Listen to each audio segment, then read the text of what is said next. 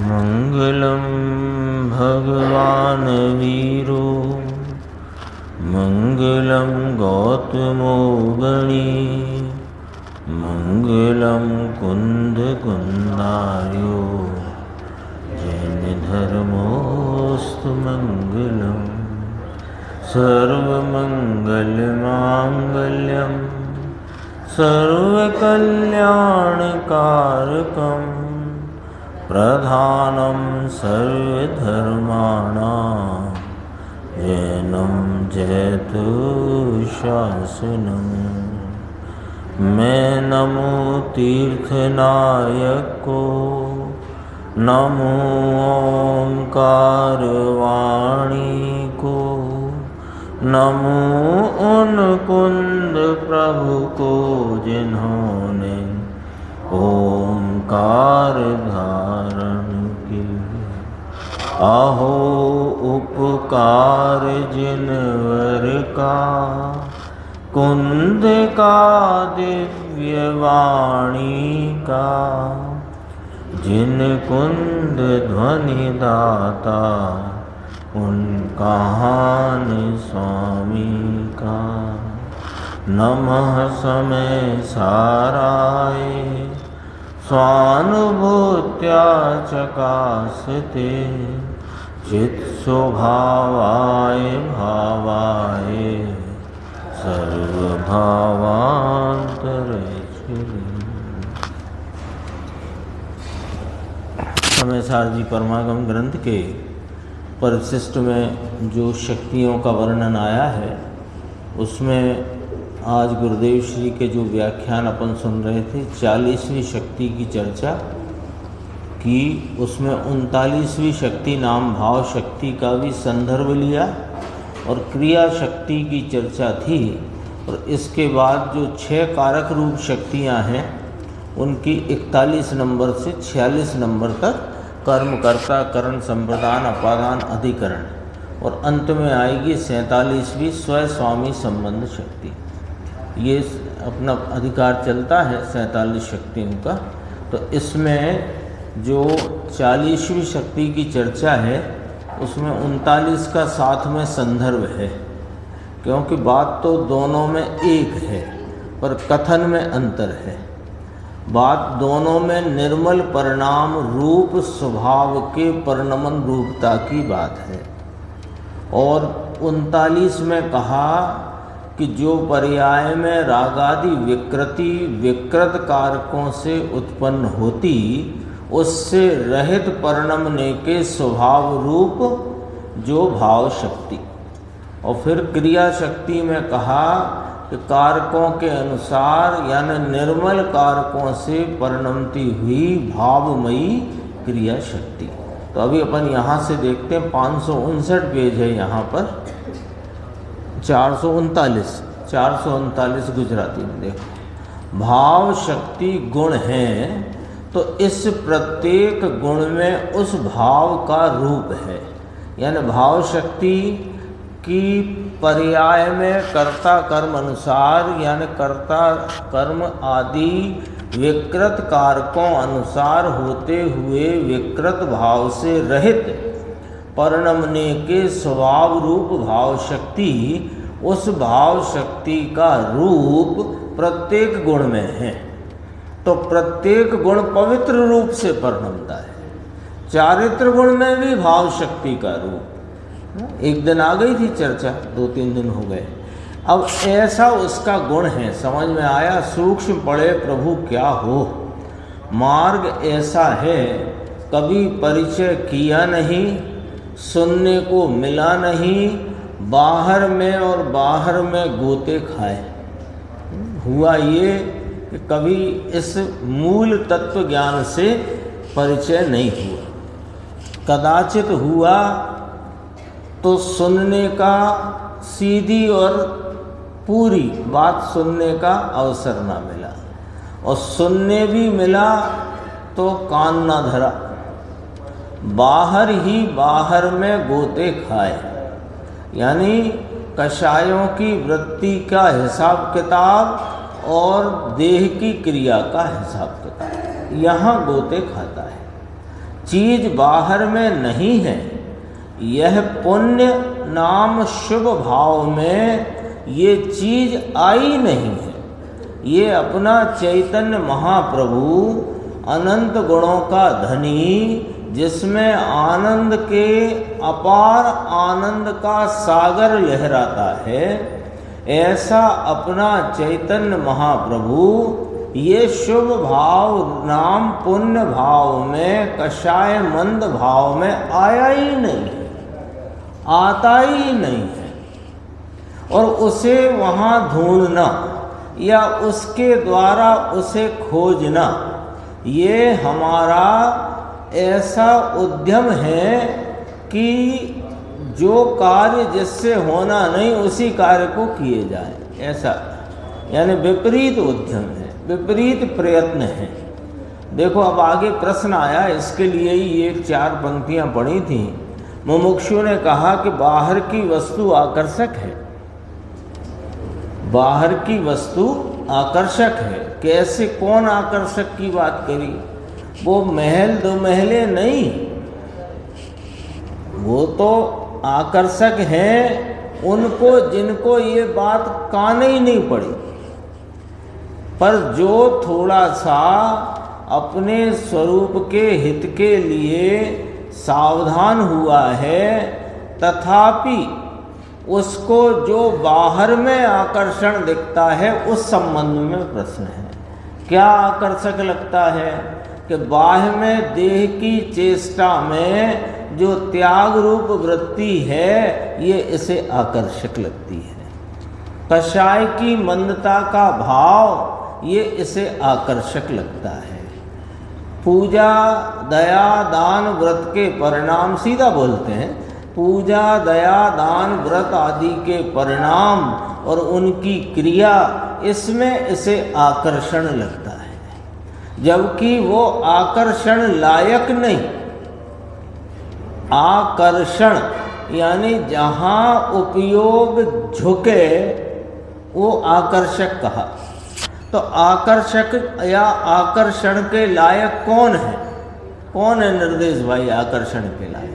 ये बैठा है अपना शुद्ध स्वरूप अनंत वैभव का धनी, जहाँ अनंत अपार आनंद जहाँ लहराता है, बस वहाँ देखे तो पर्याय में आनंद का भाव प्रकट हो जाए। देखो कहते हैं, गुरुदेव जवाब देते हैं, धूल में भी आकर्षक नहीं है, अज्ञानी मानता है। पर्याय में विकृत होना, पर्याय में विकृत होना माने पर्याय में कषाय की मंदता का, राग का, द्वेष का भाव उत्पन्न होना, वह बाहर के कारण से नहीं है, ऐसा पहले यहाँ सिद्ध करना। ये यहाँ से सिद्ध करते हैं, क्योंकि इसका आकर्षण कहाँ दौड़ता है कि कषाय की मंदता रूप भावों में और उनके निमित्तों में, यानी देह की चेष्टा और अनुकूल संयोग उस संबंधी और राग की मंदता, आकर्षण इधर है ना। तो कहते हैं कि वो जो दयादान व्रत रूप कषाय की मंदता का विकृत भाव है, विकारी भाव है, वो बाहर के कारण से होता ही नहीं। तो तुम जो निमित्तों की टोह में रहते हो, वो तुम्हारा रहना व्यर्थ है। पहले तो यही सिद्ध करना है। देखो, वह बाहर के कारण से नहीं, ऐसा पहले यहाँ सिद्ध करना है। समझ में आया? बाह्य के कारण से नहीं, यानी क्या कहा? क्या कहा? वो कहते हैं भगवान के कारण से शुभ भाव हुआ, ऐसा नहीं है। साक्षात तीर्थंकर परमात्मा विराजते हों समव शरण में, और हम समव शरण में बैठे हों, तो वहाँ पर कषाय मंद हुई हो तो उनके कारण से नहीं। ये भी समव शरण है मंदिर। यहाँ जो भगवान वीतरागी विराजते हैं, उनके कारण शुभ भाव हुआ कि ऐसा नहीं है। उस शुभ भाव की पर्याय में परिणति होने पर भी, जो अज्ञानी इस शुभ भाव की परिणति होने पर, कषाय की मंदता का भाव उत्पन्न होने पर उसमें आकर्षित हो जाता है, और ज्ञानी ऐसा जो शुभ भाव उसकी परिणति में अपने विकृत 6 कारकों से अद्धर उत्पन्न हुआ है, उससे रहित अपने निर्मल भाव रूप परिणमने की शक्ति वाला है। उसका शक्ति का परिणमन ऐसा हो रहा है। देखो, उस शुभ भाव की पर्याय में परिणति होने पर भी द्रव्य के दृष्टिवंत गुणी को प्रत्येक गुण में ऐसी शक्ति है कि विकार से रहित होना। प्रत्येक गुण में, इसके प्रत्येक गुण में ऐसी शक्ति है, यानी भाव शक्ति है ना। तो भाव शक्ति का क्या स्वरूप कहा अंकुर भाई, क्या स्वरूप चलता? 3 दिन हो गए ना भाव शक्ति की चर्चा, कि पर्याय में होते विकृत भाव से रहित परिणमने के स्वभाव रूप भाव शक्ति। तो ये भाव शक्ति का रूप प्रत्येक गुण में है, प्रत्येक गुण में भाव शक्ति का रूप है। तो भाव शक्ति का परिणमन का क्या स्वरूप आया कि अपने स्वभाव रूप निर्मल पने परिणमने का स्वभाव है, ऐसी भाव शक्ति। यही आया ना, मलिनता से रहित निर्मल पने परिणमने की भाव शक्ति। तो ये भाव शक्ति का प्रत्येक गुण में रूप है का इसका क्या मतलब निकल करके आया? क्या मतलब निकला? भाव शक्ति का सब में रूप है, तो इसका मतलब हुआ कि प्रत्येक गुण अपने वर्तमान व्यक्त भाव में निर्मल पने परिणमता है। ये इसका अर्थ आया। विकार से रहित होना वह तेरी शक्ति का कार्य है। समझ में आया? गुरुदेव कहते हैं पुनरुक्ति नहीं है, ये बारंबार आती है बात, तो उसमें स्पष्टता अधिक होती है। एक ही बात किए जा रहे हो, एक ही बात को बार बार कहते हैं, उसमें 2 होती है बात। एक तो वो बात स्पष्टता बढ़ती जाती है। कैसे बढ़ जाती है स्पष्टता? जब बार बार बात आती है तो उसमें हर प्रकार के एंगल खड़े होते हैं, हर प्रकार के एंगल से वह बात सामने आती है, तो हर प्रकार की दृष्टिकोण वहाँ खड़े होते हैं, तो स्पष्टता विशेष होती है। ये चर्चा करी 562 पे चलते हैं अपन। देखो, अब ये अपन 40वीं शक्ति की चर्चा और उसमें 39 का भी क्या मामला है वो भी देखेंगे। यह है कारकों के अनुसार परिणमित होने रूप, 441 पेज। देखो, देखा पहले मैं क्या कहा था 39 में कि कारकों के अनुसार क्रिया विकृत भाव उससे रहित, ऐसा कहा था 39 में। और यहाँ 40 में क्या कहा कि कारकों के अनुसार परिणमने रूप। दोनों में कहा कारकों के अनुसार होती क्रिया से रहित, और इसमें कहा कारकों के अनुसार परिणमने रूप। दोनों में कारकों के अनुसार लिया कि वहाँ जो विकृत भाव है वो भी कोई परद्रव्य से नहीं हुआ, स्वभाव से नहीं हुआ, उस समय में पर्याय के कारकों की विकृति नाम विकृत कारकों से हुआ है। तो उससे रहित, मलिनता से रहित, ये कहा। और 40 में क्या कहा? कारकों के अनुसार, यानी कि जो वस्तु में 6 कारक शक्तियां हैं जिनकी चर्चा 41 से 46 तक आएगी, ऐसी जो कारक शक्तियां हैं वे निर्मल पने त्रिकाल विद्यमान है। वस्तु पवित्र कब है? त्रिकाल पवित्र है। वस्तु त्रिकाल पवित्र, इसके अनंत गुण त्रिकाल पवित्र, इसकी सर्व शक्तियां त्रिकाल पवित्र।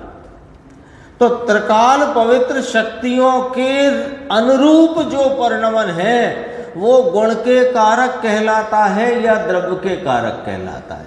और जो पर्याय में विकृत भाव से कारकपना हुआ वो विकृत कारक कहलाता। कारक वे ही के वे ही है, क्योंकि कारक तो त्रिकाल ध्रुव रूपता से रहे हैं, पर कारकों का जो एप्लीकेशन है अथवा की व्यक्तता है वो पर्याय में होती है।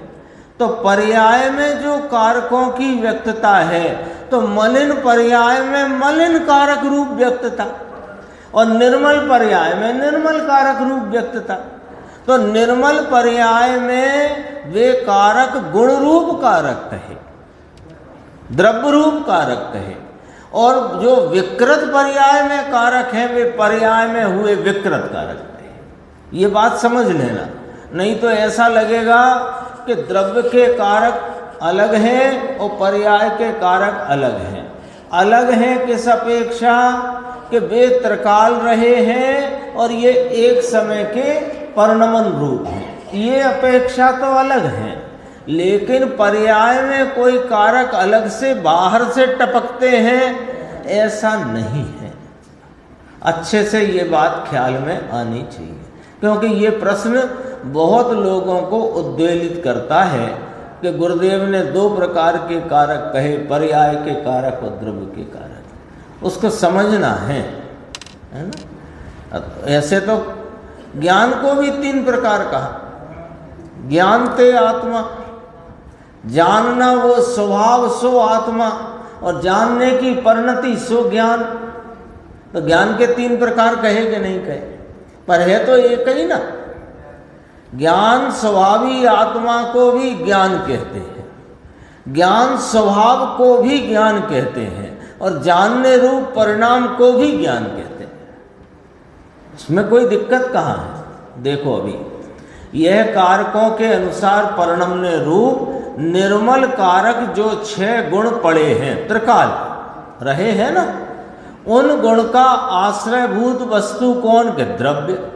और द्रव्य के आश्रय से होने वाला परिणमने रूप भाव, उस भावमयी क्रिया शक्ति। एकदम स्पष्ट एक लाइन में पूरी बात, पूरा नक्शा, द्रव्य गुण पर्याय का नक्शा, निर्मल परिणमन का नक्शा, शक्तियों की उछलती हुई वृत्ति का नक्शा। देखो एक लाइन में दोबारा से, निर्मल कारक जो 6 गुण पड़े हैं, सब ले लेना, ये तो कारक की मुख्यता ली यहां। निर्मल कारक जो 6 गुण पड़े हैं उन गुण का आश्रय है द्रव्य, और उस द्रव्य के आश्रय से होने वाला जो परिणाम है, उस परिणमने रूप जो भाव है, उस भावमयी क्रिया शक्ति। आगे पूरी बात। अब दोबारा दिक्कत तो नहीं भैया दोबारा बोलने में। निर्मल कारक 6, निर्मल कारक 6 कहे, अनंत गुण, अनंती शक्तियां, सब ले लो यहां। अनंत गुण, अनंती शक्तियों का आश्रयभूत कौन है? एक द्रव्य।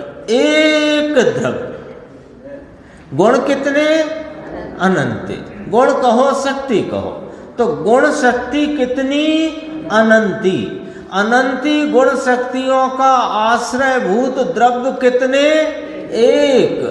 उस एक अभेद का आश्रय जो परिणाम लेता है, वो परिणाम कैसा परिणमता है? निर्मल परिणमता है, पवित्र भाव से परिणमता है। सो उस पवित्र भाव से परिणमने रूप उस भावमयी क्रिया शक्ति, ये 40वीं शक्ति, इसका रूप अनंत गुण में है। इसलिए अनंत गुणों का परिणमन भी पवित्र और निर्मल होता है। बहुत ही छोटा और बहुत ही सरल, बहुत छोटा सा काम। पुरुषार्थ अनंता चाहिए। अनंता क्यों चाहिए? कोई क्या है कि जैसे छोटा बच्चा हो, साल 1.5 साल का, तो ताकत तो आप में ज़्यादा है, बच्चे में तो कम है, लेकिन आपको बच्चे के प्रति राग ज़्यादा है। ताकत शारीरिक ताकत तो बच्चे में कम है, आप में ज़्यादा है कि नहीं? पर बच्चे के प्रति आपको राग बहुत है।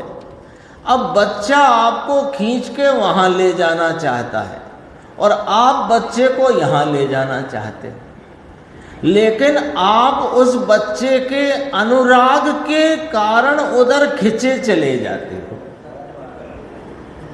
जाना था आपको यहाँ सीधा और बच्चा ले जाना चाहता है यहाँ, तो बल आप में ज़्यादा है, तो भी आप उस बल को भूलकर उसके प्रति के अनुराग में पड़कर उस तरफ खींचे चले जाते हो। बोलो, बच्चा खींच ले गया? स्वयं खींचे हो। और कार्य कितना छोटा सा था कि उसके अनुराग को तोड़कर आप यदि जहां जाना चाहते हो वहां बच्चा ऐसे पीछे पीछे चले आए। यही हुआ है।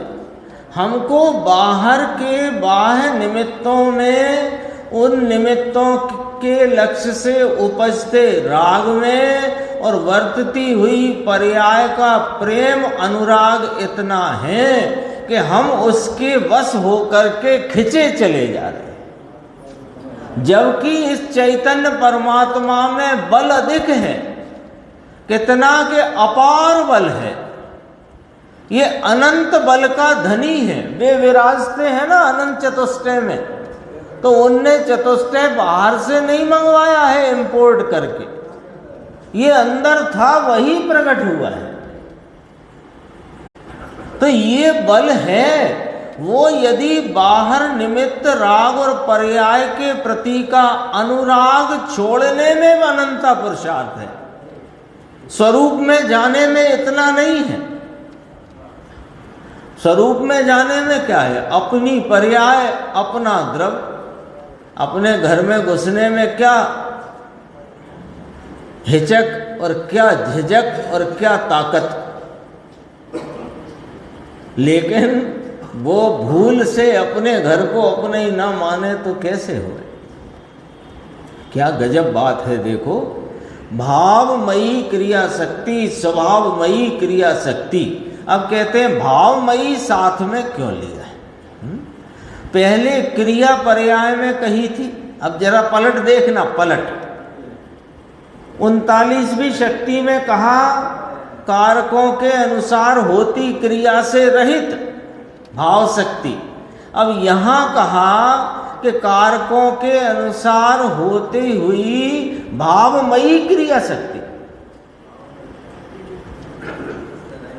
वहां कारकों के अनुसार, अब इसमें देखो इसका फार्मूला बहुत गणित जैसा है। पहले 39वीं अपन याद करते हैं। कारकों के अनुसार होती क्रिया, उससे रहित भावमयी या निर्मल भावमयी भाव शक्ति, या भावमयी नहीं कहा वहां, निर्मल भाव रूप भाव शक्ति, ऐसे पकड़, कोई बात नहीं, बात तो वही है, शब्द में फर्क है। देखो दोबारा से, कारकों के अनुसार होती क्रिया से रहित निर्मल परिणमने रूप भाव शक्ति। ठीक है,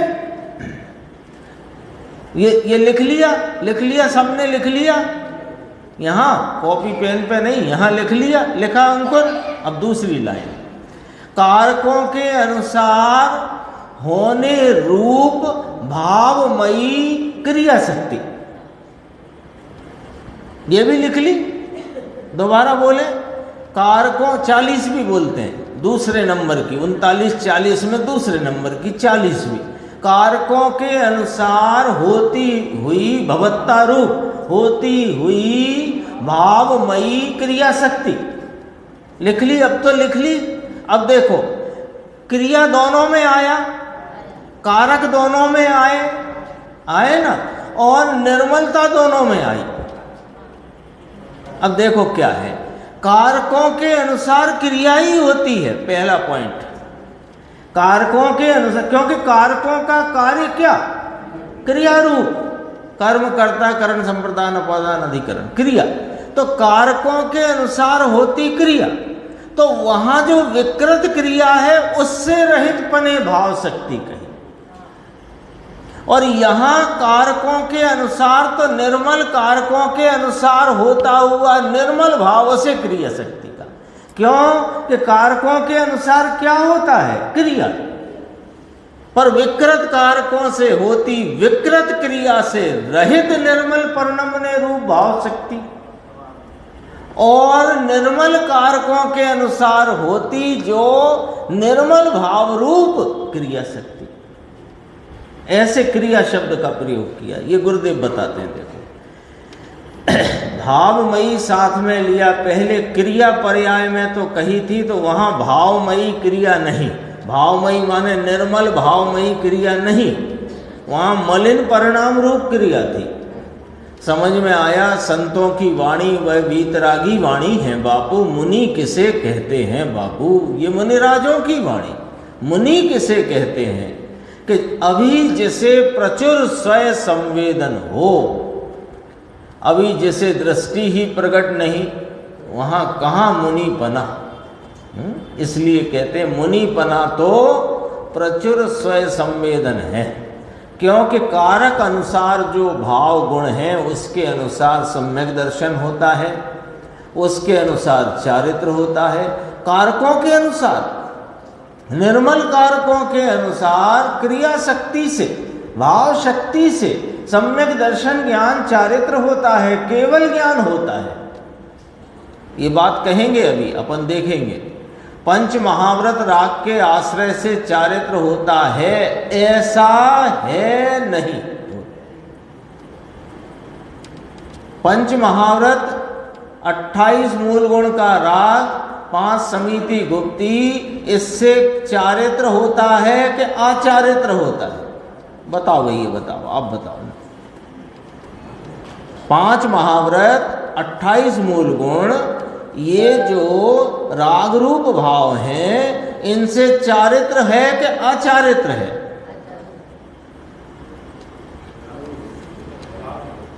राग है ना, तो राग को तो चारित्र कह ही नहीं सकते, चारित्र तो वीतरागता का नाम है। तो कोई कहे कि 5 महाव्रत से चारित्र होता है, तो समझ लेना ये झूठ बोल रहा है। तो जिनवाणी कहती है, तो जिनवाणी कहती है व्यवहार से, और व्यवहार क्या होता है? झूठ होता है। व्यवहार झूठ होता है। व्यवहार झूठ कैसे होता है? कि व्यवहार पहले ही शपथ लेता है, मैं जो कुछ कहूंगा वैसा है नहीं, या मैं जो कह रहा हूं ऐसा है नहीं। तो अब ये बात स्पष्ट हुई कि नहीं? यहां अपने चित्त में ये बात स्पष्ट हुई कि नहीं कि 5 महाव्रत 28 मूल गुण आदि के राग से चारित्र नहीं होता है। तो इसे चारित्र क्यों कहते हो फिर जब नहीं होता है? तो प्रश्न करो आप हमसे। जब ये इससे चारित्र होता नहीं, 5 महाव्रत 28 मूल गुण से चारित्र होता नहीं, तो इसे चारित्र कहते क्यों? कि इसे व्यवहार से चारित्र कहते हैं, और व्यवहार कहता है कि ऐसा है नहीं। तो व्यवहार से क्यों कहते हो?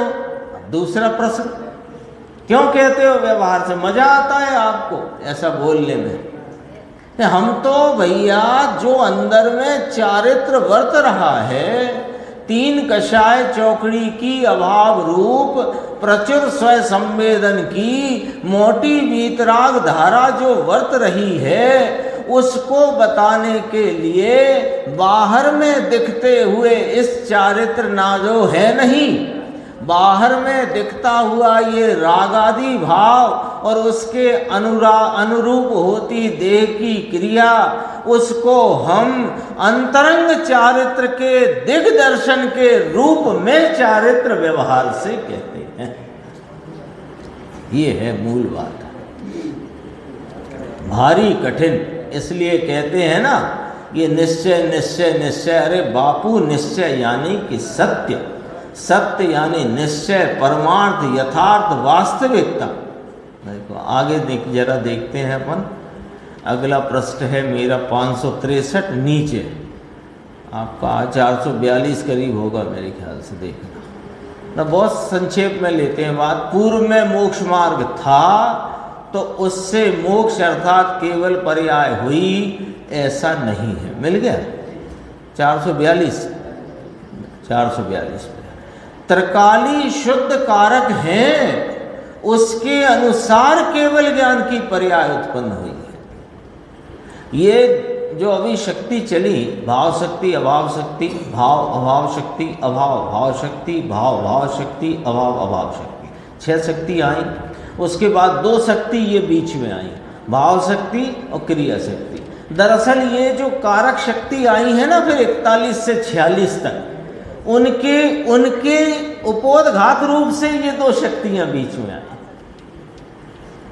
कारक शक्ति आई ना, कर्म शक्ति, यहाँ कर्म से शुरुआत करी, कर्ता से नहीं। सामान्यतः कारक ऐसे बोलने में क्रम पड़ता है, कर्ता कर्म करण, यहाँ क्रम लिया कर्म करता, ऐसे। देखो त्रिकाली शुद्ध कारक हैं, तो त्रिकाली शुद्ध कारक हैं तो इसमें भाव शक्ति क्रिया शक्ति दोनों ले लो, कारक शक्ति ले लो, सब ले लो। त्रिकाली शुद्ध कारक हैं, उसके अनुसार केवल ज्ञान की पर्याय उत्पन्न हुई है। अब देखो पर से तो नहीं हुई, अब ये क्रॉस मारते जाओ, क्रॉस मारते जाओ। पर से तो नहीं हुई, आजकल आते ना ऑब्जेक्टिव टाइप क्वेश्चन हैं, हाँ वो तो उसमें 4 मिलते हैं, यहाँ थोड़े ज़्यादा हैं, क्योंकि यहाँ क्रॉस ज़्यादा लगाना है, राइट एक ही लगाना है, इसलिए देखो। पर से तो नहीं, क्रॉस, अपनी पूर्व पर्याय से नहीं। पूर्व में जो निर्मल वीतराग परिणति, निर्मल वीतराग परिणाम है, उससे भी केवल ज्ञान नहीं होता। शुक्ल ध्यान रूप जो आत्मा में की एकाग्रता का जो पूर्व में वर्तता परिणाम है, उससे केवल ज्ञान नहीं होता। दो क्रॉस हो गए, उससे तो नहीं। तीसरा, अपने गुण की दूसरी पर्याय से भी वह पर्याय नहीं हुई। यहां चारित्र पूर्ण हुआ है इसलिए ज्ञान पूर्ण हुआ, कि ऐसा भी नहीं है। यथाख्यात चारित्र हुआ, कहते तो हैं 12वें गुण स्थान में जब पूर्ण वितरागता हो जाती है तब सर्वज्ञता का जन्म होता है। ये तो जब तब करके कहा ना, ये कब कहा कि इससे होता है, तो हम समझने में हिसाब लगा लेते हैं, क्योंकि हमें मिलाकर समझने की आदत है। क्या कहा गया है 12वें गुण स्थान के अंत में, जब पूर्ण वितरागता का परिणमन होता है तो चारित्र की पूर्णता होती है, तो वहां केवल ज्ञान का उदय होता है। तो केवल ज्ञान का उदय ज्ञान गुण में रही हुई भाव शक्ति क्रिया शक्ति से हुआ है। चारित्र गुण के कारण से नहीं। 3 क्रॉस हो गए, बोलो कौन कौन से 3 हो गए? पर से नहीं, पूर्व की पर्याय से नहीं, और अन्य गुण की पर्याय से भी ये पर्याय नहीं हुई। समझ में आया? प्रत्येक गुण में उसका रूप है। अरे द्रव्य का तो आश्रय करने से प्रत्येक गुण की पर्याय स्वतंत्र स्वयं से निर्मल परिणमती है। लो याद कर लो, ये फार्मूला याद कर लो। द्रव्य का आश्रय करने से, द्रव्य कौन है पहले चर्चा में आ गया, आज की सबसे प्रारंभ चर्चा में, अनंती शक्तियों का आश्रयभूत जो एक शक्ति, कितनी कही? अनंती। कितनी निर्देश? अनंती। और आश्रयभूत तत्व कितने? एक। उस एक का आश्रय करने से प्रत्येक गुण की पर्याय स्वतंत्र स्वयं से निर्मल परिणमती है, दूसरी पर्याय से नहीं। स्वतंत्र कहने का मतलब समझो, स्वतंत्र जो उपयोग ने सर्व बाह्य दिशा छोड़कर, यानी सर्व रूप से बहिर्मुखता को छोड़कर, उपयोग ने मन और इंद्रिय के अवलंबन के बिना सीधा अपने एक द्रव्य स्वभाव को विषय किया। तो ये विषय करने वाला कौन है? ज्ञानोपयोग। तो वहां इससे श्रद्धा सम्यक हुई कि नहीं?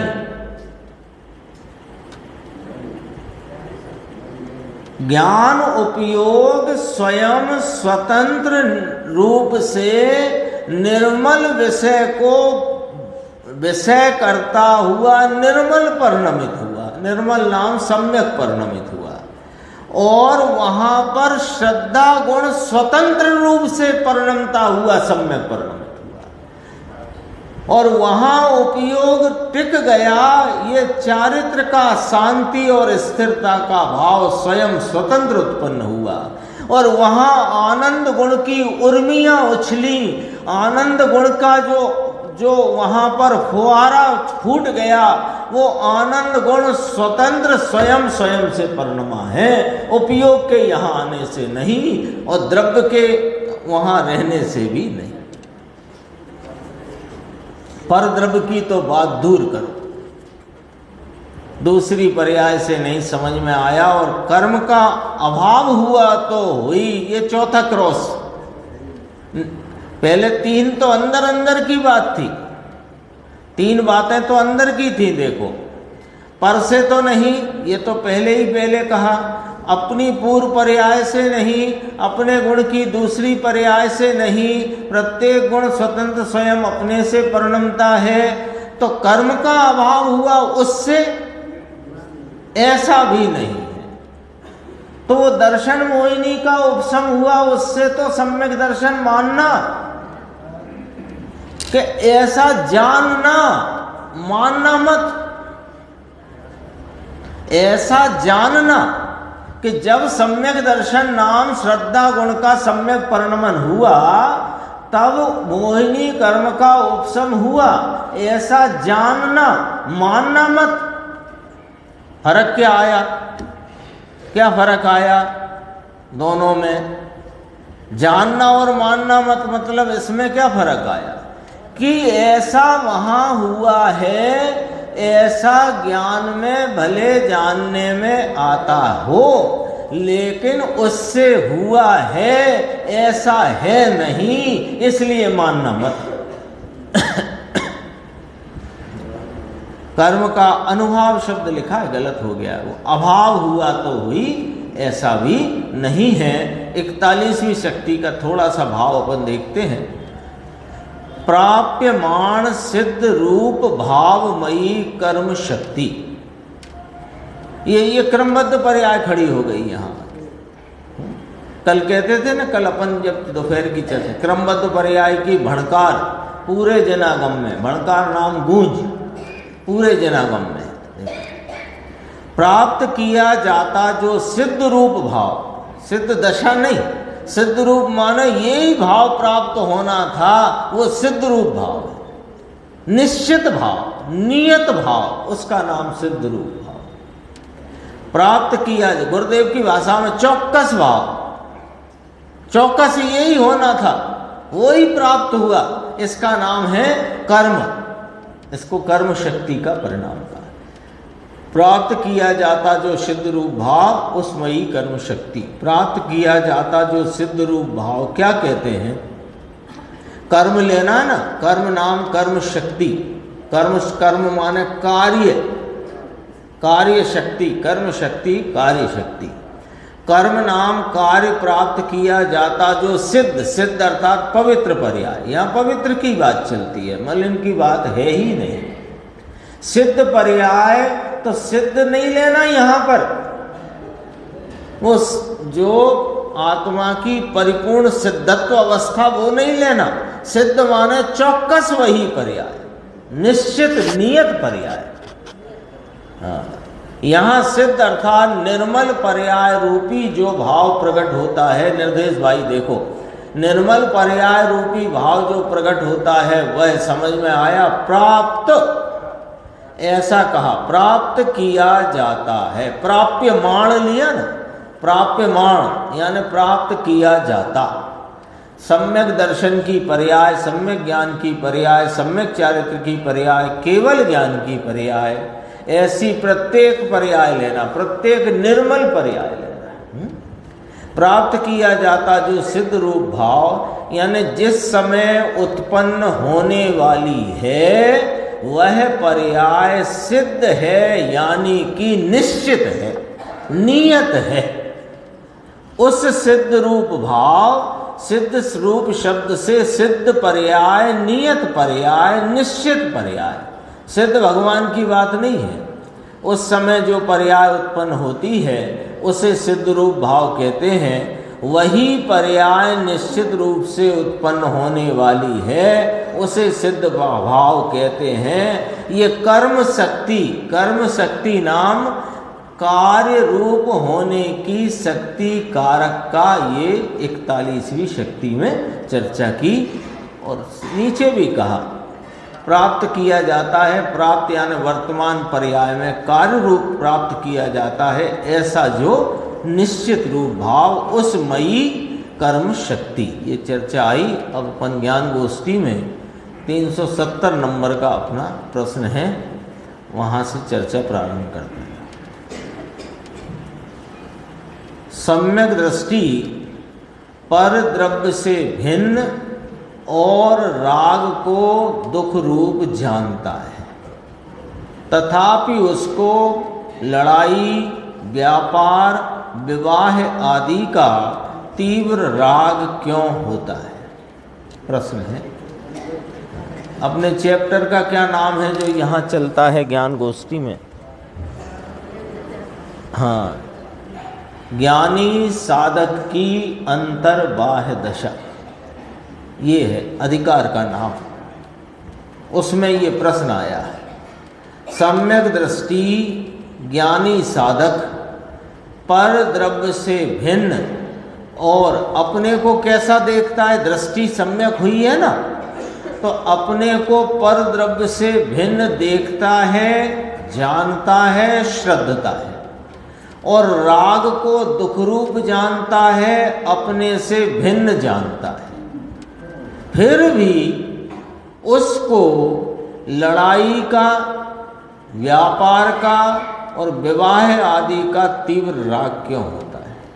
जब जानता है कि पर द्रव्य मेरे नहीं, मैं उनका नहीं, रागादि भाव मेरा स्वभाव नहीं, एक चैतन्य त्रिकाली तत्व ही मुझे उपादेय है, रागादि भाव राग का सूक्ष्म में सूक्ष्म अंश भी, मंद में मंद अंश भी है, ऐसा बराबर श्रद्धता होने पर भी उसको युद्ध आदि का, व्यापार आदि का, विवाह आदि का तीव्र राग क्यों होता है?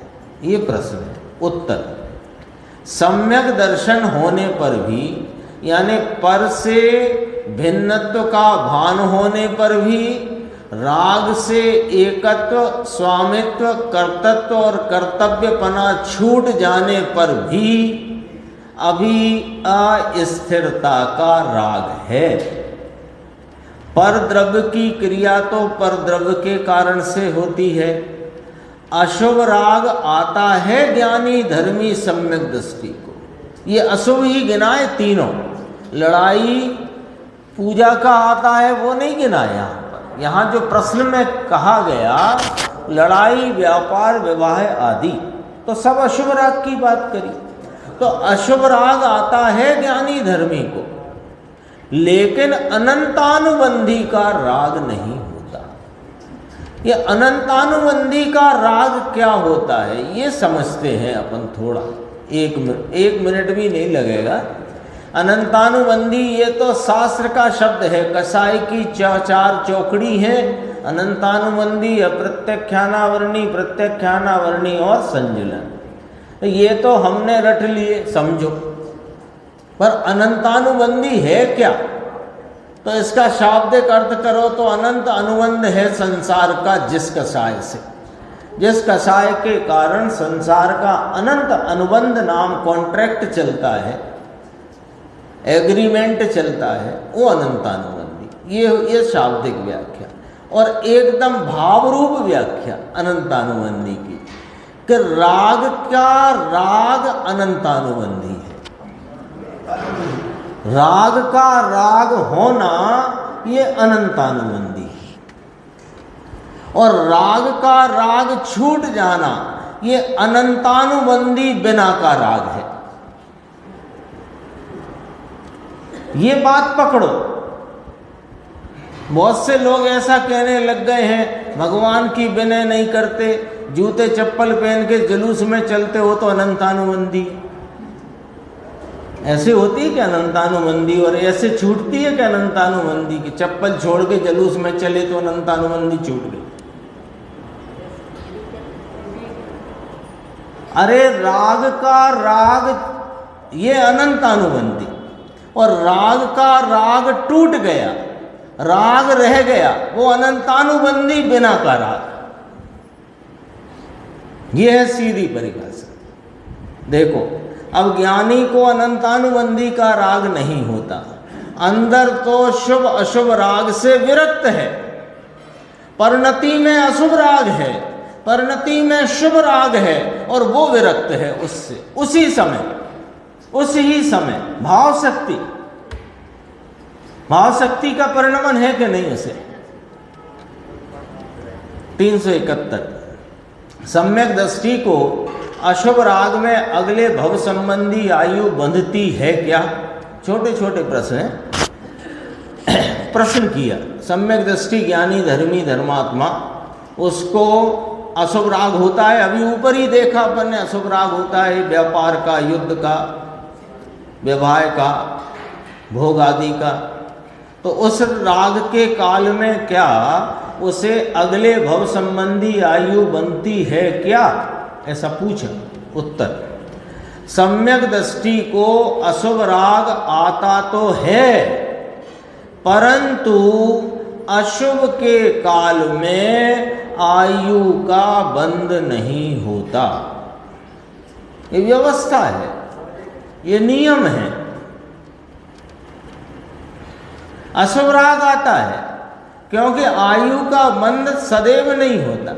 प्रत्येक समय जीव के परिणाम के निमित्त से 7 कर्मों का बंध चलता है, आयु का हर समय नहीं होता। तो वो व्यवस्था है, ऐसी वस्तु व्यवस्था है।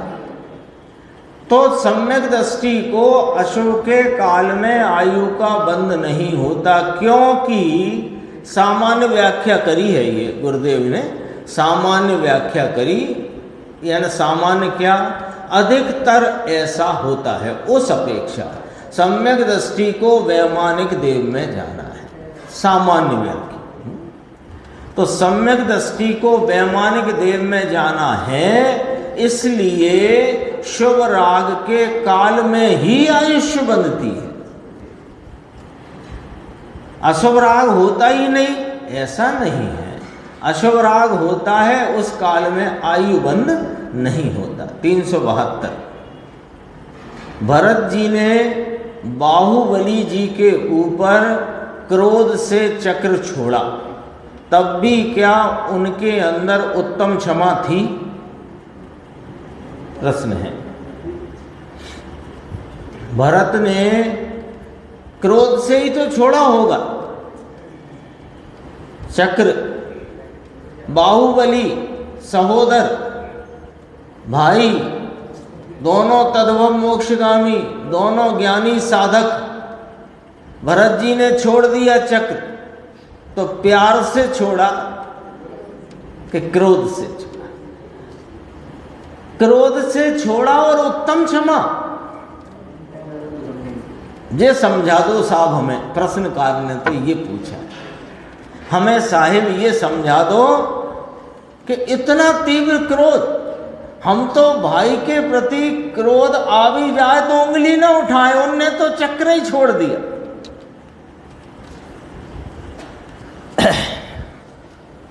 तब भी क्या उनके अंदर उत्तम क्षमा थी? कि हाँ थी, उत्तम क्षमा, दोनों को उत्तम क्षमा। भरत जी ने यद्यपि क्रोध आवेश में बाहुबली जी के ऊपर चक्र प्रहार किया था, तथापि उस समय भी भरत जी के अंदर उत्तम क्षमा विद्यमान थी। निर्देश भाई क्यों थी बताओ? अनंतानुबंधी है नहीं, राग का राग नहीं, उत्तम क्षमा। बोल, राग रह जाए क्रोध का, मान का, माया का, लोभ का भले, लेकिन राग का राग नहीं तो उत्तम क्षमा, उत्तम मार्दव, उत्तम आर्जव, उत्तम शौच। यद्यपि ये मुनियों की अपेक्षा कहे जाते हैं मुख्यता से, लेकिन साधक को आंशिक परिणमन इस प्रकार का जरूर है। बोलो, ये तो क्रोध की बात है, मान माया लोभ भी ले लो।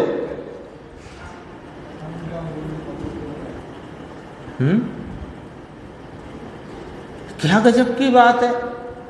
ये सूत्र है, सूत्र, सामान्य बात नहीं है, ये कथा नहीं है भरत बाहुबली की। उस कथा में से सूत्र निकाल करके दिया है कि राग का राग रहना अनंतानुबंधी है, और राग का राग छूट जाए तो उत्तम क्षमा आदि भाव प्रकट हो जाते हैं, भले क्रोध वर्तता हो। देखो लिखा है इसमें, उस समय भी भरत जी के अंदर उत्तम क्षमा विद्यमान थी, क्योंकि उनके अंदर अनंतानुबंध करने वाले मिथ्यात्व का अभाव था। इसके विपरीत, अब सामने की बात भी समझोगे तभी तो ये बात पक्की होगी। इसके विपरीत बाह्य से द्रव्यलिंगधारी मुनि हो और कोई बैरी आदि आकर शरीर के खंड खंड करे, तथापि बाह्य से क्रोध न करे, मुनि लिंग धारण कर लिया है, द्रव्यलिंग, और मिथ्यात्व विराजमान है, राग का प्रेमी है, अनंतानुबंधी चल रही है। अब कोई बैरी आया और उसने क्रोध में आकर उनके खंड खंड कर दिए, बाह्य में बिल्कुल क्रोध ना करे तो भी उसके अंदर, किसके अंदर की बात चल रही है निर्देश? द्रव्यलिंग योनि। तो उसके अंदर में अनंतानुबंध करने वाले मिथ्यात्व का सद्भाव होने से बाह्य में क्षमा धारण करते हुए भी उत्तम क्षमा नहीं कही जा सकती। यहाँ तक चर्चा आई, शेष चर्चा आगे की स्वाध्याय।